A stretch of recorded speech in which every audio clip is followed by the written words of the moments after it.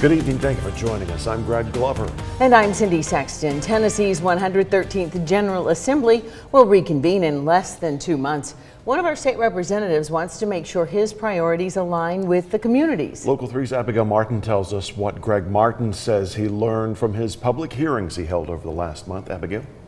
Greg, Cindy, Representative Martin says because the House is limited on the amount of bills they can propose, he wanted to sit down with those he represents to learn what changes they want to see at the state level. What are your legislative goals?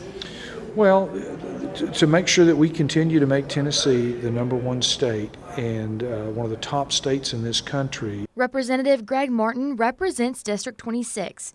He says through various public forums in the last month, he found that low debt, taxes, and the Second Amendment are important topics in the community.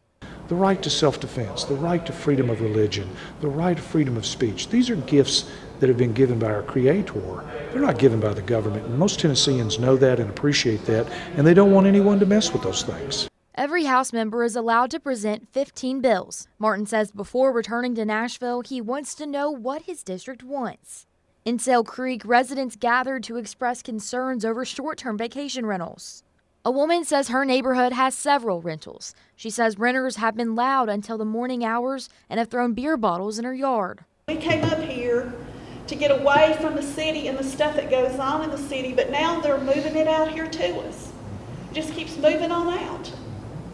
I mean, where does it stop? Representative Martin says while the Airbnb issue is a hot topic, it's something that needs to be addressed at the county level. He says the only way to address it at the state level would be to provide enforcement tools.